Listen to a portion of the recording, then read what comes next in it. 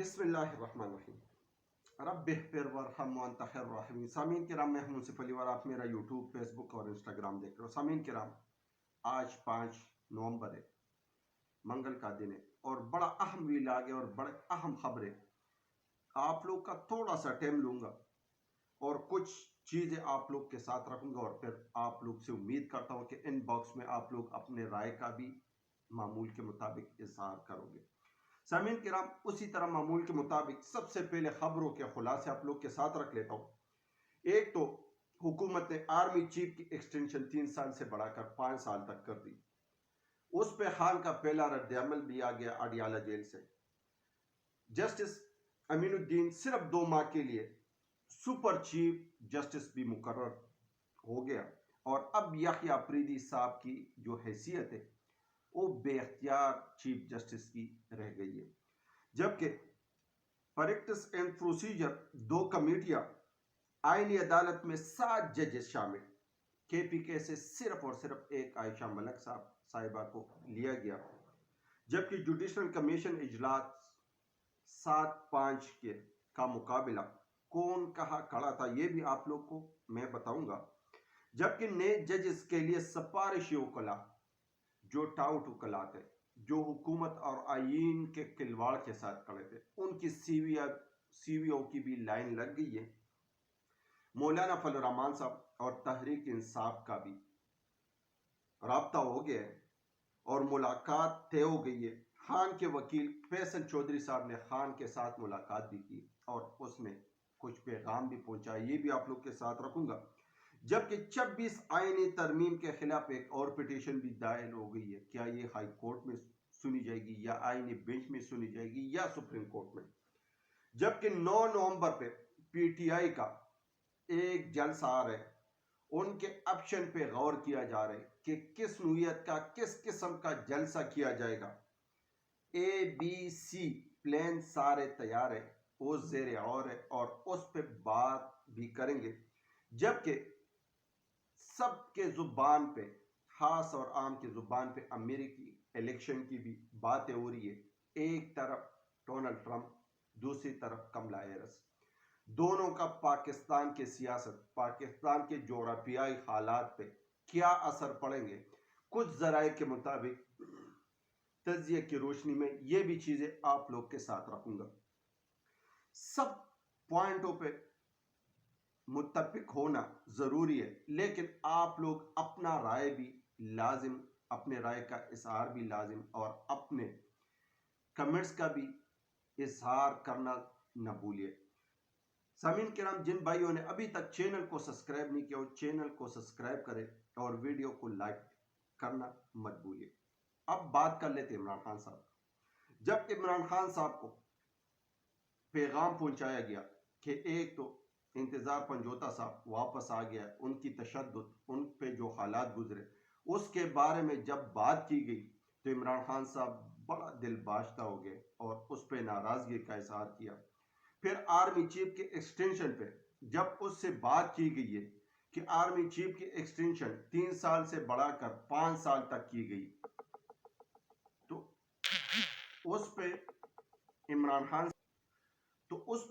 خان صاحب نے یہ الفاظ دہرائے کہ یہ صرف اور صرف اپنی حکومت کو طول دینے کے لیے یہ غیر آئینی اقدام کر رہے ہیں، کیونکہ یہ ایک ایسی غلطی کر رہے کہ بعد میں یہ غلطی ان کے گلے پڑے گی۔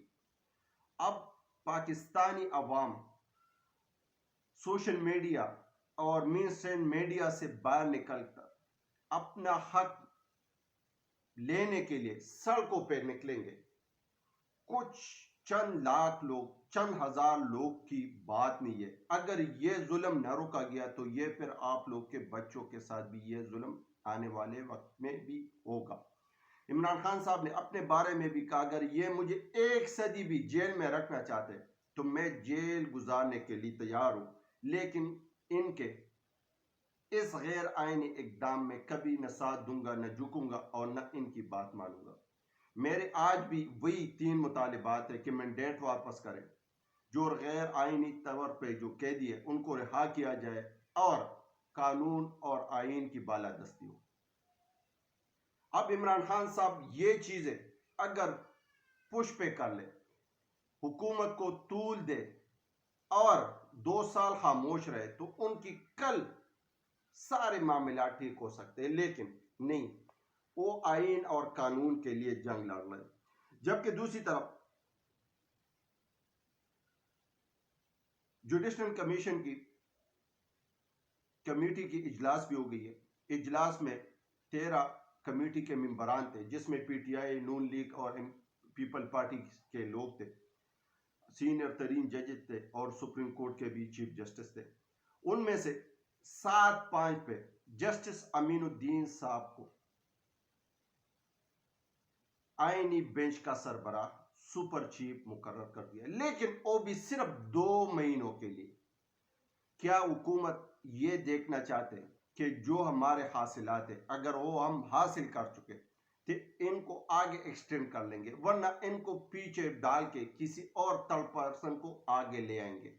لیکن بدقسمتی یہی ہے کہ یحییٰ اپریدی صاحب نے منصور علی شاہ صاحب، منیب اختر صاحب کی جو خط تھی اس کی پازیٹیو جواب نہیں دی۔ جو فل کمیٹی کا فل بینچ بلانے کا اس نے اظہار کیا تھا، جسٹس یحییٰ اپریدی صاحب نے اس پہ عمل درآمد نہیں کی، ورنہ یہ نوبت نہ آتی، آئے بینچ بننے کی نوبت نہ آتی، اور یہ پھر چوتھے نمبر کا جو چیف جسٹس ہے اس کو آئینی بینچ کا سربراہ مقرر نہ کرتے، کیونکہ ذرائع بتا رہے وکلاء یہ بتا رہے کہ جسٹس امین الدین کو قانونی معاملات کا اتنا فہم نہیں ہے، اتنی سمجھ بوجھ نہیں ہے، لیکن حکومت اپنے مرضی کے فیصلے نکلوانا چاہتے۔ اب جبکہ ایک تو یہ procedure practice and procedure committee بھی بنی، اس میں 7 ججز بھی ہے، اس میں وہی ججز ہے جو جسٹس فائز عیسیٰ صاحب کے ہم پلے تھے، جب جسٹس فائز عیسیٰ صاحب کے جو ہم خیال تھے۔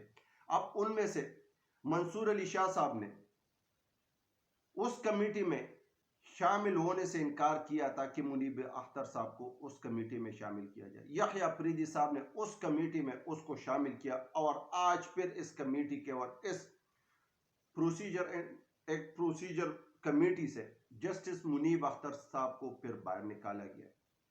اب یہ سارے کیسز، سارے جو الیکشن کے کیسز ہیں، سارے جو آئینی کیسز ہیں، یہ آئینی بینچ میں اور آئینی عدالت میں امین الدین صاحب کے سربراہی میں اور اس کے جو ہم خیال فائز عیسیٰ صاحب کے حکومت کے ہم خیال ججز ہیں ان کے سربراہی میں اس پہ سنوائی ہوگی۔ اب دیکھنا یہی ہے کہ کیا یہ آگے قانون بن پائے گا یا نہیں، جبکہ دوسری طرف وکلاء برادری بھی سراپا احتجاج ہے، کیا وہ اس آئینی بینچ کو قبول کر پائیں گے؟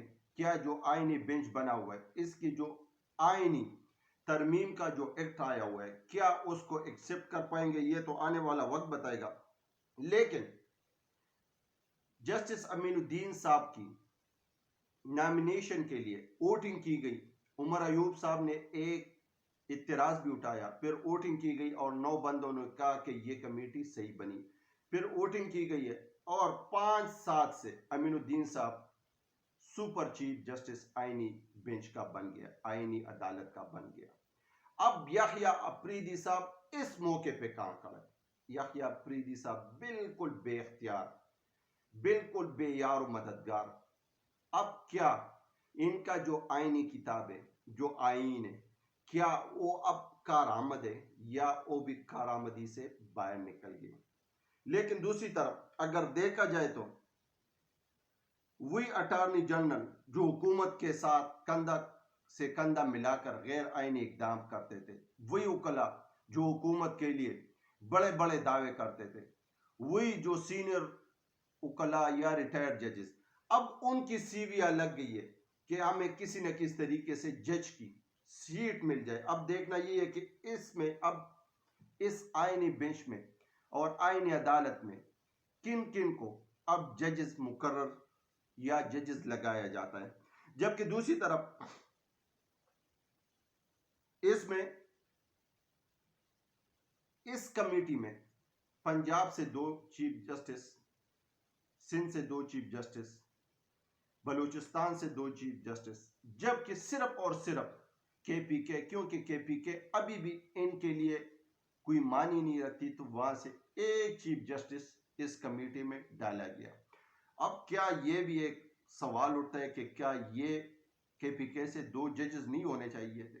لیکن یہ آپ لوگوں نے ان باکس میں آ کر اس پہ اپنے رائے کا اظہار کرنا ہے۔ جبکہ مولانا فضل الرحمان صاحب اور تحریک انصاف کی ملاقات بھی ہو گئی ہے۔ خان کے وکیل فیصل چودھری صاحب نے انتظار پنجوتا صاحب کی رہائی کے بارے میں بھی ان کو انفارم کیا۔ عمران خان صاحب اس پہ دل برداشتہ بھی ہوئے، بڑے ناراض بھی ہوئے، اور بہت سے اور بھی پاکستان کی اندرونی اور خارجی معاملات پہ بھی ڈسکشن کی گئی ہے۔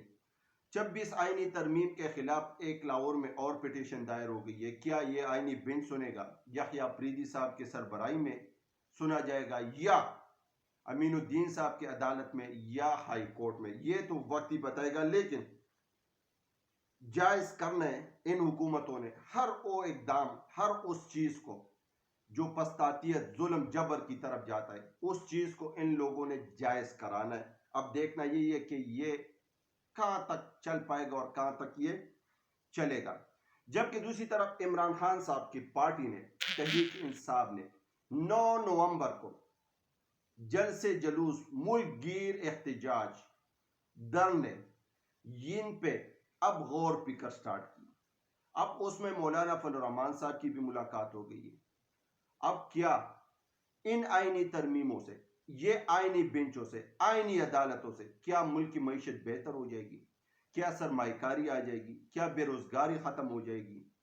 کیا ملک میں دودھ اور شہد کی نہریں بہہ جائیں گی؟ نہیں، اس طرح کچھ بھی نہیں ہے۔ صرف اور صرف یہ ساری چیزیں امریکہ کی ذرائع بتا رہے کہ امریکہ میں جو ابھی تک ذرائع یہی بتا رہے کہ وہاں ٹرمپ کی پوزیشن 61%، جبکہ کیملا ہیرس کی پوزیشن 38% ہے۔ اگر ٹرمپ آ گیا، اس نے پاکستان کی داخلی صورتحال پہ کوئی بات کی، کوئی انگلی اٹھائی، تو یہ سارے کاغذات ان کے سامنے رکھ لیں گے کہ یہ دیکھ، اس پہ تو کسی نے نہ احتجاج کیا، نہ کسی نے آبجیکشن کی، اور نہ کسی نے اس پہ، یہ ساری چیز آئین اور قانون کے مطابق ہوئی ہے۔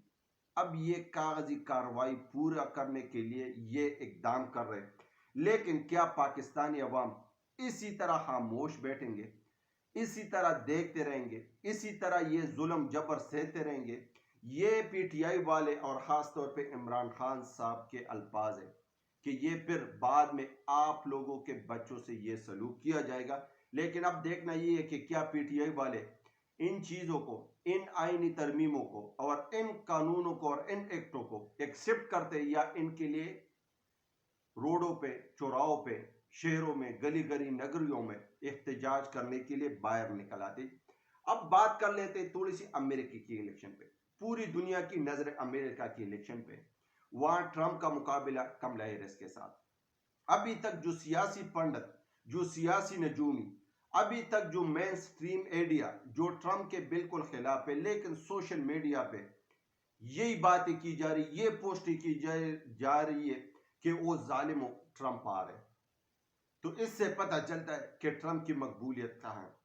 جبکہ دوسری طرف آزاد ذرائع یہ بھی دعویٰ کر رہے کہ ٹرمپ کی پوزیشن، اس وقت ٹرمپ کی جو پوزیشن ہے وہ 61% ہے، جبکہ کیملا ہیرس کی پوزیشن 38% ہے۔ لیکن یہ آج 80 ملین یعنی 8 کروڑ لوگوں نے ووٹ کاسٹ کی، ایک سٹیٹ کی رزلٹ بھی آ گئی اور اس میں 3 ووٹ ٹرمپ کو ملے، جبکہ 3 ووٹ کملا ہیرس کو۔ اب دیکھنا یہی ہے کہ کیا یہ آنے باقی سٹیٹوں میں جو الیکٹرولک ووٹ ہے، کیا وہ بھی اسی تناسب سے جائیں گے یا وہاں اپ ڈاؤن ہوگا؟ لیکن اپ ڈاؤن ظاہری باتیں ہوگا، تب ہار اور جیت کا فیصلہ کیا جائے گا۔ الیکٹورل ووٹ امریکہ کی 338 سے 270 ووٹ جو کینڈیڈیٹ جیتے گا وہ صدارت، سپر پاور کا صدارت کا سہرا اس کے سر سجے گا۔ لیکن اس وقت تک ٹرمپ کی پوزیشن مضبوط ہے، ٹرمپ کی پوزیشن برقرار ہے۔